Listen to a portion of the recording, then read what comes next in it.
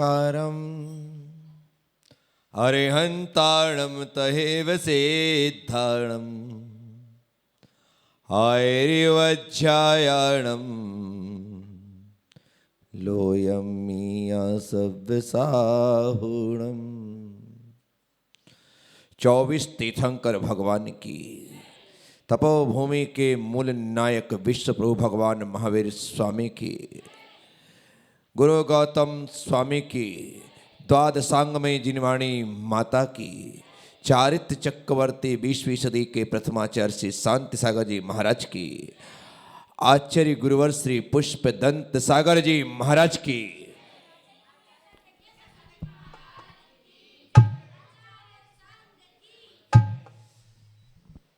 उपस्थित भव्यात्मा, भयंकर रोग हो जाने पर भी, असाध्य बीमारी हो जाने पर भी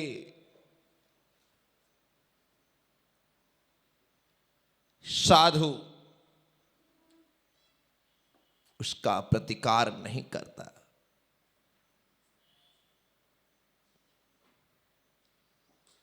शारीरिक सहनन, शारीरिक शक्ति की कमी की वजह से वर्तमान में जब एक कष्ट सहे नहीं जाते तो साधुओं को औषध आदि लेनी पड़ती है, अन्यथा वह प्रयास करता है कि मेरी साधना, संयम, तप और त्याग के बल से ही इन रोगों को नष्ट कर दूं, दवा लेने की आवश्यकता ना पड़े। पहला प्रयास वही है। जब वह नहीं हो पाता है, साधना में विघ्न पड़ने लगता है, तो अपनी साधना को वखंड बनाए रखने के लिए साधु फिर औषध ग्रहण करता है। ऐसा नहीं है कि पहले साधु औषधि नहीं लेते थे। यदि औषधि लेने का विधान ना होता तो शास्त्रों में औषधि दान का भी नाम नहीं होता। औषधि दान का यह नाम आया है, इसका मतलब है पहले भी बीमारियां होती थीं और उनके समन के लिए औषधियां ली जाती थी। नारायण श्री कृष्ण ने तीर्थंकर प्रकृति का बंध किया। आने वाली 24वीं में वे तीर्थंकर के रूप में जन्म लेंगे। उन्होंने तीर्थंकर प्रकृति का बंध कैसे किया, यह प्रश्न जब हमारे सामने आता है तो आचार्यों ने इसका समाधान दिया है। एक रोग से ग्रसित मुनिराज द्वारिका में आहार के लिए आए। जब उनकी बीमारी की खबर नारायण श्री कृष्ण को लगी तो वे जानते थे कि ये दिगंबर मुनि हैं, साधु हैं, किस घर में आहार के लिए जाएं ये कह नहीं सकते हैं। इसीलिए किसी एक चौके में औषधि की यदि मैं व्यवस्था करवाता हूं और वहां पर साधु के आहार नहीं हुए, उन्हें औषधि नहीं मिली, तो उनका रोग ठीक नहीं होगा। तो नारायण श्री कृष्ण ने द्वारिका के समस्त घरों में मुनिराज की औषधि की व्यवस्था करवा दी।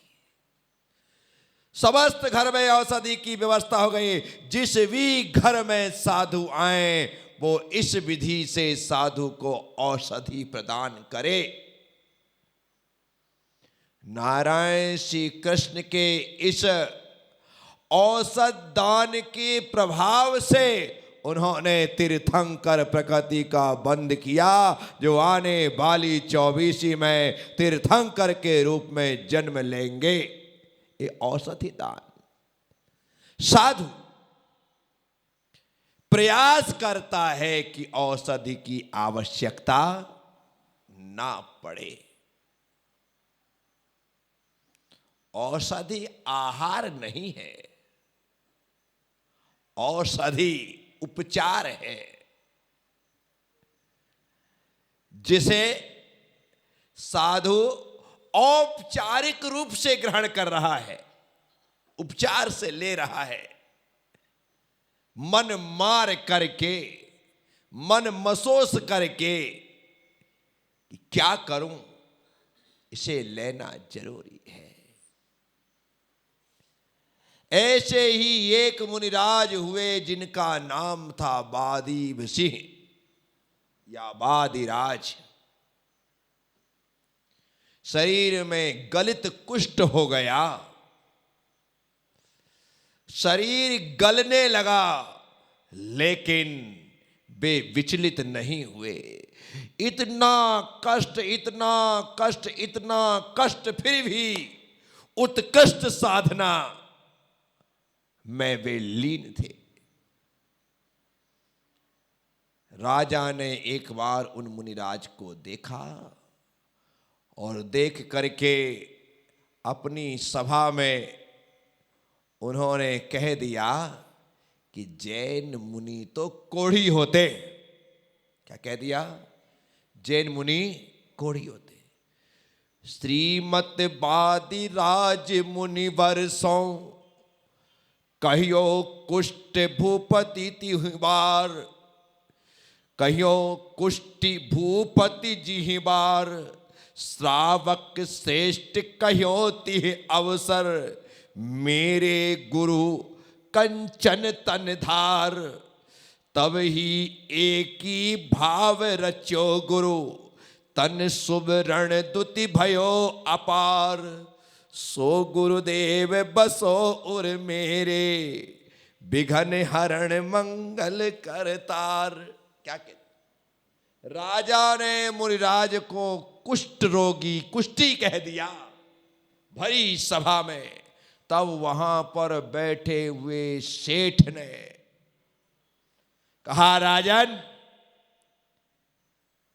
दिगंबर मुनि कुष्ठ रोगी नहीं होते, उनकी काया तो कंचन सी चमचमाती है, वे दिव्यता को लिए हुए होते हैं। तब राजा ने कहा, यदि ऐसी बात है तो कल हम तपोवन में साथ साथ मुनिराज के दर्शनों के लिए चलेंगे, तब तुम अपनी आंखों से देख लेना कि मुनिराज कंचन वर्ण के हैं या कुष्ठ रोगी हैं। ठीक है महाराज, आपकी आज्ञा का पालन होगा, कल सुबह हम दर्शनार्थ चलेंगे। ऐसा कह करके वे सेठ तत्क्षण तपोवन में गए। वहां जाकर के मुनिराज को प्रणाम किया कि गुरुदेव माफ करिए, मैंने बहुत बड़ी बात इस छोटे से मुंह से कह दी है। मुझे छोटे मुंह बड़ी बात नहीं करनी थी। मैं जानता था कि आपके शरीर में कुष्ठ है और गलित कुष्ठ है, आप उससे ग्रसित हैं। राजा ने उसी बात को भरी सभा में कह दिया और जिन धर्म का, जिनेंद्र, जिन मुद्रा का दिगंबर मुनि को कुष्ठी कह दिया, महाराज मुझसे सहन नहीं हुआ। मैंने कह दिया कि दिगंबर मुनि कोढ़ी नहीं, कामदेव उसी कंचन काया वाले होते हैं। गुरुदेव, अब धर्म की रक्षा आपके हाथ में है। गुरुदेव, धर्म की रक्षा आपके हाथ में है, इस भक्त की लाज आपके हाथ। अब धर्म की रक्षा करना ना करना आपके ऊपर, मेरी लाज बचाना ना बचाना आपके ऊपर, क्योंकि कल राजा मुझे लेकर के आपके दर्शन के लिए आएगा। अब क्या करना है आप सोच लें। कुष्ठ रोग से ग्रसित मुनिराज बादीराज ने आशीर्वाद दिया, कहा तुम जाओ, निश्चिंत रहो, जैसा तुमने कहा वैसा ही होगा। क्या एक रात है, बीच में सिर्फ पूरा शरीर कुष्ठ से गल रहा है। ऐसी कोई औषधि नहीं है कि जिसे लगा करके रात भर में काया कंचन सी हो जाए, लेकिन ऐसी औषधि है, वो आपके सुपर फार्मा में नहीं बनती, वो किसी फार्मा में नहीं बनती। ऐसी औषधि, वो औषधि इस फार्मा में बनती है। किस फार्मा में? सुपर फार्मा में नहीं, महावीर फार्मा में तैयार होती है। और वो ऐसे भगवान के नाम की औषधि है जो तत्काल प्रभाव दिखलाती हुई अपना काम करती है। वादिराज मुनिराज ने भगवान आदिनाथ की स्तुति प्रारंभ की, और भगवान आदिनाथ की स्तुति करते हुए उन्होंने एक ही भाव स्तोत्र की रचना की। यहां भगवान की स्तुति में एक ही भाव स्तोत्र की रचना हो रही है, उसे पढ़ते जा रहे हैं, और यहां काया कुष्ठ रोग से मुक्त होकर के कंचन सी होती चली जा रही है। देखते देखते पूरा शरीर कामदेव सा कंचन वर्ण वाला हो गया। मुनिराज कुष्ठ रोग से मुक्त हो गए।